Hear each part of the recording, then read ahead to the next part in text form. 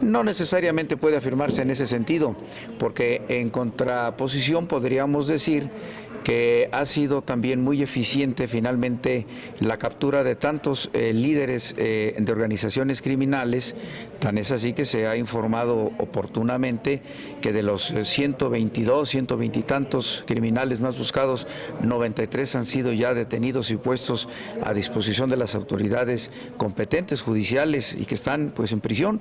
Entonces ahí también en contraposición hay que establecer el equilibrio, funciona o no funciona lo que se está haciendo, porque por este lado al que yo me refiero, pues tenemos un resultado muy importante y de avances serios. Pero en un principio estarían abiertos como partido al análisis de esta propuesta. En el Parlamento, en todos los temas debemos de estar abiertos. Sí, pero digo, no estarían en contra de manera general en los puntos de... Habría que conocer primero la materia, es decir, la propuesta, para poder saber de qué se trata y en base en ello poder abrir o no el tema de la discusión y el análisis. ¿Es posible, viable? Repito, si se presentara, claro que se analizaría como cualquier iniciativa. Finalmente es obligado en el proceso legislativo que cualquier iniciativa, cualquier propuesta venga de las partes que tienen capacidad constitucional para presentarlas, deben de ser analizadas, discutidas y en su momento votadas. Sería igual que cualquier otro caso. Modifican el planteamiento, de acuerdo a la propuesta del PRD, senador, modificaría, por supuesto, la Constitución en 3 artículos centrales, recuperaría, reinstauraría la Secretaría de Seguridad Pública Federal y, por supuesto, la cadena de mandos del sistema penitenciario, le quitaría atribuciones a la Secretaría de Gobernación, que ese fue el planteamiento en el 2012 por parte de la administración del presidente Peña Nieto. ¿Esto sería sano en este momento del sexenio, más allá de discutirlo o no? ¿Cuál sería su opinión sobre el punto? Bueno, yo creo, repito, que finalmente las reformas han tenido resultados muy contundentes, que la forma en cómo se constituyó todo este esquema nuevo de seguridad en la concentración justamente de la Secretaría de Gobernación a través de todo lo que usted señala, bueno, pues también podemos poner en la mesa la discusión y del análisis los buenos y los importantes resultados que se han tenido.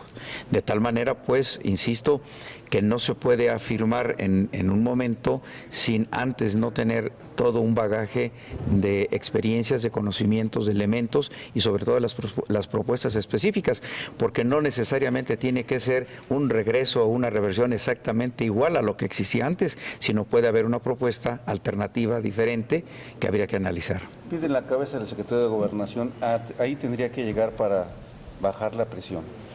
Eso no son las mejores propuestas. Siempre en los casos que se requiera enfrentar retos y complicaciones, por el contrario, hay que fortalecer a las autoridades y a las instituciones para que se resuelvan. Especialistas dicen que ya no sería un buen interlocutor el secretario de Gobernación para una serie de temas importantes para el país. Lo está haciendo, lo sigue siendo, ya estuvo él concretamente en la comisión bicameral en donde se trataron todos estos asuntos, dio una conferencia de prensa, sigue siendo y seguirá siendo mientras sea el secretario un interlocutor del gobierno federal. No lo sé. Ahí las decisiones son específicamente de una facultad. Oiga, senador, quisiera preguntarle sobre la situación de la devaluación tan amplia que se está dando ya de 6.40 el peso frente al dólar. Parece como que ya no es justificable, porque en otros momentos donde ha habido también situación de crisis y una bajada del petróleo, no se ha dado una disparidad tan fuerte como la que actualmente estamos sufriendo. Parece como que ya no se justifica tanto para nuestro país. ¿Quién está detrás de todo esto? ¿O qué se haría para frenar todo esto? Porque a final de cuentas nos llevaría a pérdida de empleos, cierre de empresas, desempleo. ¿Quién sabe? Y a más inseguridad que ya hemos vivido en el país. Eso es un ejercicio y una práctica que se da finalmente dentro de la economía. No necesariamente las devaluaciones van a generar desempleo.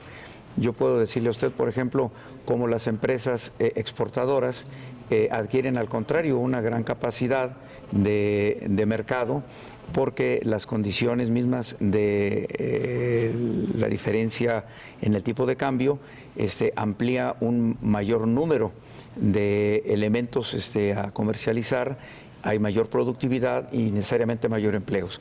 Yo creo que este es un análisis global, implica una serie de fenómenos económicos que tienen una repercusión en todos los países. Vemos cómo está el mercado de Europa, finalmente también con los temas de Grecia, como las bajas del petróleo también a países altamente productores como son Rusia y que nos afecta también a nosotros, como en Estados Unidos finalmente se señala o se determina algún incremento en el crecimiento de su mercado interno, como se habla incluso de las modificaciones en las tasas o rendimientos en los intereses. En fin, menciono estos por muchos otros más elementos que finalmente la economía no obedece sino a una serie de multifactores y de una serie de fenómenos que van impactando de diferente manera. Pero en México creo que se está dando más que en otros países y el problema es que ya lo hemos vivido en otras épocas. De incremento de inseguridad, violencia y todo el mundo sufre con esa situación. Yo creo que el tema concreto del dólar es un fenómeno de fluctuación que no obedece a una situación definitoria en el desarrollo de la economía. Nosotros estamos finalmente generando empleo, sigue habiendo inversión y esto, bueno, pues es un fenómeno, yo diría, temporal, circunstancial, que tendrá que irse ajustando necesariamente.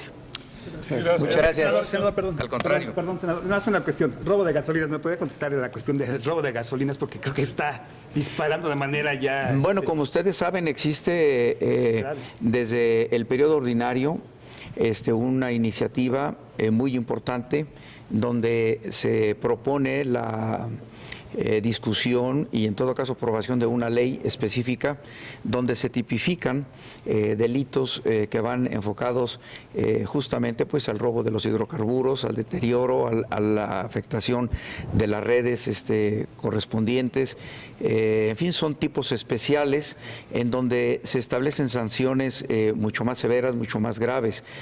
Hay esa iniciativa, está, repito, en comisiones y creo que debe de ser un tema que iniciándose el periodo ordinario se debe de retomar con urgencia por la importancia del caso.